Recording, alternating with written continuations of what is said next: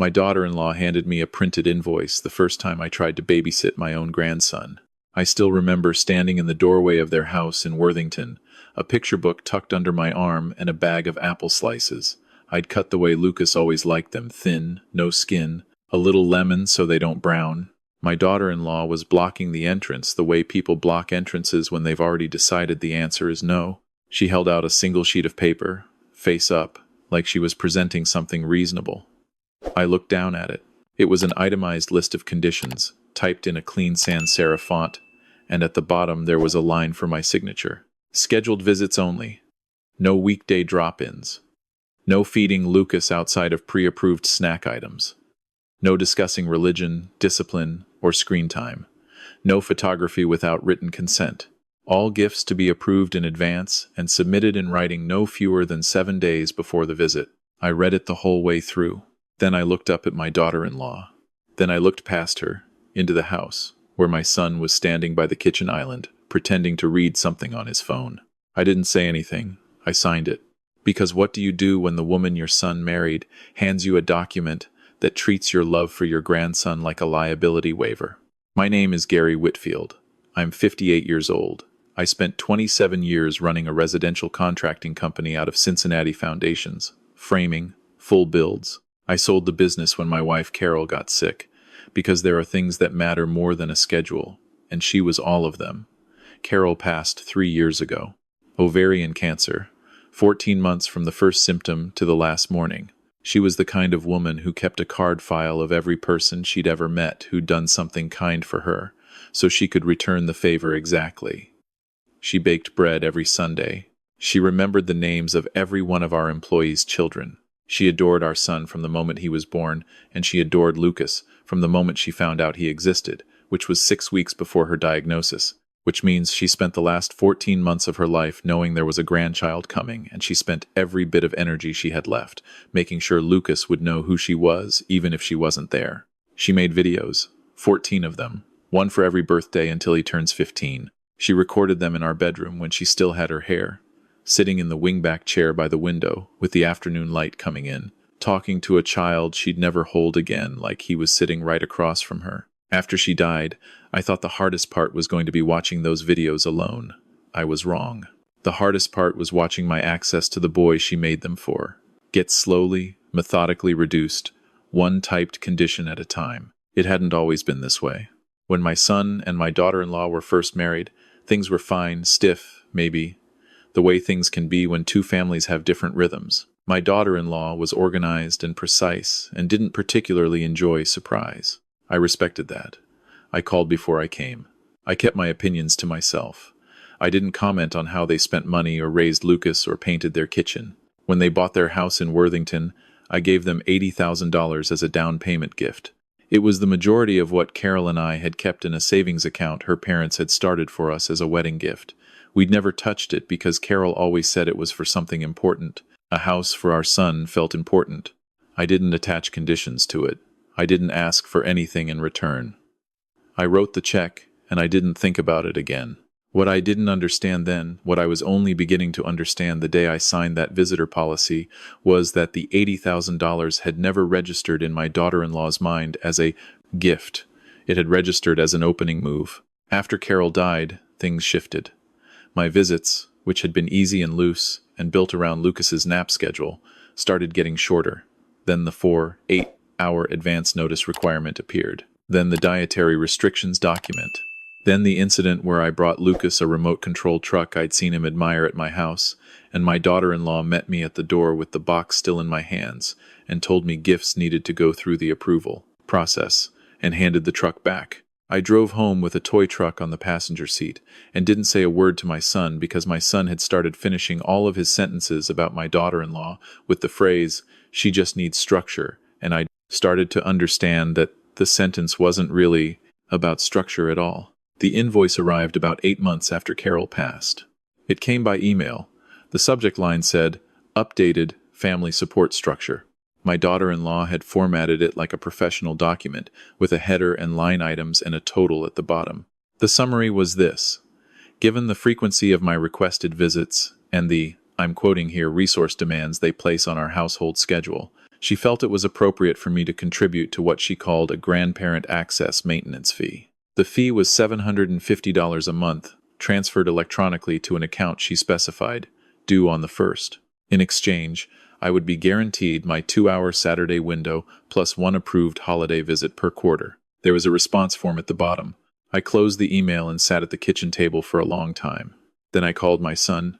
He answered on the 3rd ring, and I asked him if he'd seen the email. He was quiet for a moment, and then he said Kristen had mentioned she was going to send something.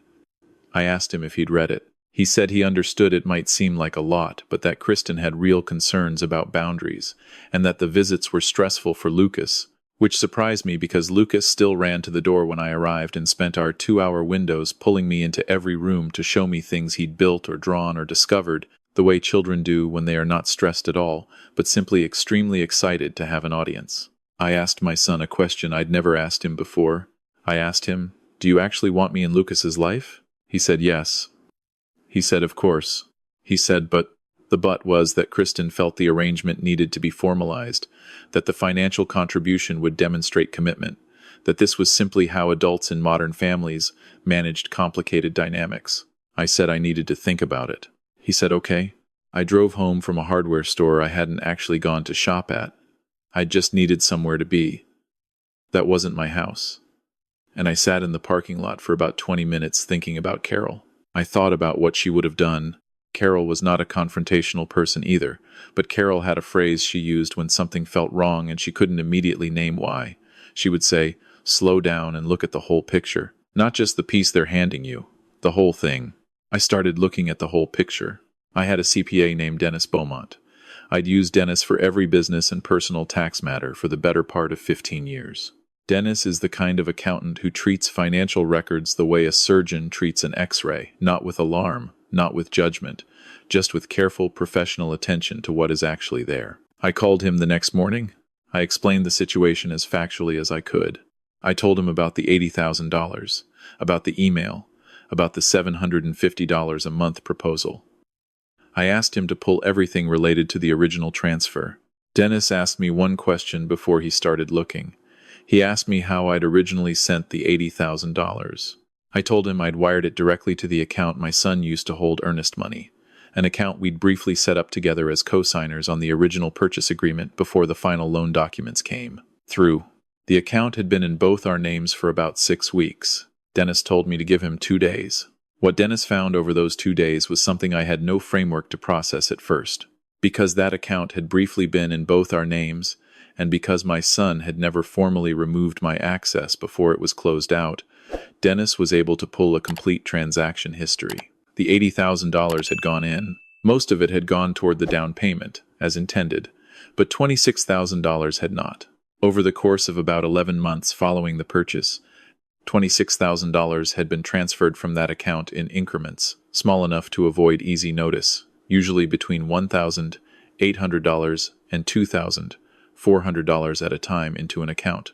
Dennis traced to a limited liability company registered in my daughter-in-law's maiden name. The LLC had been filed in Delaware 4 months before they bought the house. Its stated purpose was interior design consulting. My daughter-in-law was not an interior designer. I sat in Dennis's office for a long time after he walked me through it. I thought about my son standing in the kitchen the day I signed the visitor policy, studying his phone. I thought about the way he'd sounded on the phone when I asked him if he wanted me in Lucas's life, not guilty, not rehearsed, just tired in a way that didn't quite match what we were talking about. I thought about the $750 a month and the LLC and the $26,000, and I tried to figure out how much of this my son actually knew. I decided, sitting there, that he probably knew very little. That made it both better and worse at the same time. I did not call my son. I did not call my daughter-in-law. I did not respond to the email. I called ahead for my next Saturday visit, arrived on time, parked on the street, and spent 2 hours sitting on their cream-colored sectional helping Lucas build a Lego fire station, while my daughter-in-law moved around the edges of the room with the careful efficiency of someone who is waiting for you to do something wrong. I smiled the whole time. I brought nothing. I asked for nothing. I followed every rule on the sheet I'd signed. I also called a family law attorney. Her name was Patricia Morales, and she'd been recommended to me by a colleague who'd gone through a difficult custody matter the year before. My colleague had described her as someone who didn't need to be in the room to be the most prepared person there. We spoke for an hour. I told her everything. She listened without offering any opinions until I finished, and then she said three things. First, in Ohio, grandparents have legal standing to petition the court for visitation rights when access is being unreasonably withheld, and a documented pattern of escalating restrictions combined with a financial access fee would likely be viewed very unfavorably by a family court judge. Second, the LLC and the diverted transfers were potentially actionable under civil fraud statutes, but more immediately useful as leverage in a negotiated resolution. Third, I should continue following all of the visitor rules exactly as written. Every visit, every protocol, every sign-in, because compliance on my part, documented over time, would make it very difficult to argue that I was the source of any household stress. She asked me one question at the end of the call. She asked whether my goal was to pursue legal action or to be in my grandson's life. I didn't hesitate. I told her I wanted to be in Lucas's life. She said, then we build everything around that. Over the next 5 weeks, Patricia and Dennis worked in parallel. I kept calling ahead for my Saturdays. I kept arriving on time with the right snacks from the approved list. I kept parking on the street. My daughter-in-law let me in with her practiced neutrality. That look people get when they've decided you're a problem to be managed rather than a person to be known, and I sat on the sectional and helped Lucas with his puzzles and listened to him explain at considerable length the plot of a cartoon I'd never seen. Lucas asked me once during those weeks if I missed Grandma Carol. I said yes, every day. He said he did too, even though he'd only met her twice, because Dad had shown him her videos, and she was really funny. I told him she would have thought he was the best thing that ever happened to Saturdays. He accepted this with the easy confidence of a 5-year-old who has never once questioned whether he is loved and went back to his puzzle. I kept my face very still. In the 5th week, Patricia told me we had what we needed. She had prepared 2 documents. The first was a legal demand letter documenting the financial transfers, the LLC, and the $26,000, and asserting that the original $80,000, given the manner in which a significant portion had been redirected without my knowledge or consent into an entity bearing my daughter-in-law's maiden name, should be treated as a recoverable sum under Ohio Civil Code. The letter did not threaten immediate litigation. It simply made clear that the documentation existed and that I was prepared to act on it. The second was a formal notification of intent to petition for grandparent visitation rights under Ohio Revised Code, laying out the documented pattern of visit restrictions, the access fee demand, and the compliance record I'd built over the past several months. This document was not inflammatory. It named no villain. It simply listed dates, requirements, and outcomes in the clean, unambiguous language of someone who had spent a career reading contracts. Patricia had one more recommendation. She suggested I not mail these documents. She suggested I deliver them in person, to my son directly, on a Saturday, when I was already expected. I printed both documents and placed them in a standard manila folder. I labeled the tab with nothing. I put it on the passenger seat. I drove to Worthington. My daughter-in-law answered the door. She was wearing the particular smile she kept for my arrivals, the one that involved all the right muscles but none of the warmth. Lucas was somewhere in the back of the house. I could hear him talking to a toy the way he does when he's deep in an imaginary scenario that has been running for a while. I told her I had something for my son. I asked her to get him. She started to explain that he was busy, that it wasn't really the time, that we could talk during the visit. I said it would only take a moment, and I was very sorry to interrupt. She got him. My son came to the door with the look of someone who has been bracing for something without knowing what it is. He saw the folder. Something moved across his face, not guilt, exactly. More like the expression of a man who has been told his whole life that a particular room is locked and has just watched someone pull out a key. I held out the folder. He took it. He opened it. He read the first page. My daughter-in-law had positioned herself at his shoulder, and I watched her read along with him. When she reached the part about the LLC, her eyes stopped moving for a moment, the way eyes do when a person needs to recalibrate. My son turned to the second page. He read the petition letter. He read the compliance log Patricia had assembled every visit I'd made, the arrival time, the duration, the rules I'd followed each time, the request I'd declined to answer, and the email I'd never responded to. A complete and accurate record of what the last year had looked like from the outside. He looked up at me. I said, "That's from my attorney. And the financial summary is from my accountant. I want you to read both of them carefully. And then I think the two of you need to have a conversation about some things that you may not have been told." My daughter-in-law said she didn't know what I thought I was doing. She said the transfers were household funds. She said the LLC was for a project that hadn't moved forward. She said the account had nothing to do with his money and I should be very careful making accusations. I waited for her to finish. Then I said, "The account is documented. The incorporation date is documented. All of it. I wasn't angry when I said it. I want to be precise about that. I was the calmest I'd been in months. The way you get calm when you've spent 5 weeks preparing for a moment and you've decided exactly who you want to be when it arrives. I was not there to make a scene. I was not there to end their marriage or destroy anyone's life. I was there because my son deserved to know what was in that folder, and because my grandson deserved a grandfather who didn't pay a monthly subscription fee for the right to teach him how to build a Lego fire station." My daughter-in-law went quiet. My son stood in the doorway reading for a long time. At some point, Lucas appeared from somewhere in the house and slipped under his father's arm the way small children insert themselves into adult situations with complete unconscious ease. And he looked up at me. "Hey, Grandpa Gary," he said. "Hey, buddy," I said. My son looked at me over the top of Lucas's head. His expression was not something I can name cleanly. It was the face of a man who has spent a significant portion of his adult life trying to smooth something over that wasn't meant to be smooth, and who has just been handed the explanation for why it never worked. "Come inside, Dad," he said. We sat at their kitchen table for almost 3 hours. My daughter-in-law started with explanations. The transfers were savings. The LLC was something she'd set up during a period when she'd considered starting a business, and the funds were always intended to return to the household. The access fee had been suggested by a therapist, a detail that produced a very specific silence from my son that told me he'd heard the name of no such therapist before that moment. At a certain point, the explanations thinned out. And then they stopped, and my daughter-in-law sat very still and very quiet, in the way that people sit when they have run out of story. My son called Patricia's office himself the following week. Not as an opponent, not with hostility, he called as someone who needed to understand what the documents actually meant and what his options were. Patricia told me later that he was composed and that he asked intelligent questions. There were a lot of conversations after that. Some of them included me, and many of them didn't. I don't want to tell my son's story for him that belongs to him and to the time he'll need to make sense of it on his own terms.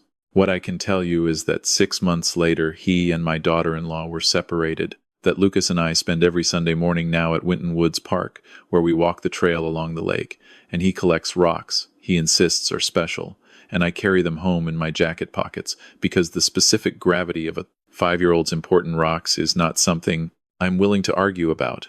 He calls the great blue herons the tall gray fishermen because that's what I called them the first time he pointed one out before I remembered the proper name, and I have never corrected him because it's a better name and Carol would have agreed. The $80,000 was addressed as part of the separation proceedings.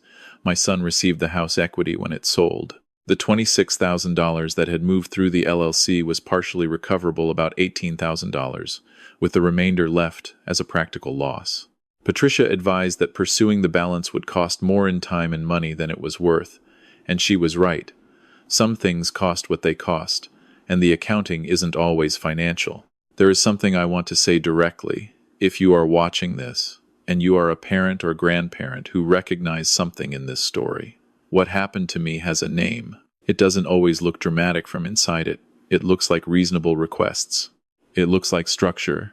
It looks like your son saying she just needs things a certain way, and you deciding to respect that because you love him and you don't want to be the source of friction. It looks like a visitor policy that makes a certain amount of sense on paper, until you're 3 years in and you're parking on the street, and your 2-hour window has been reduced to 90 minutes, and you're being invoiced for the privilege of cutting apple slices for your own grandson. Financial control inside a family almost always works the same way.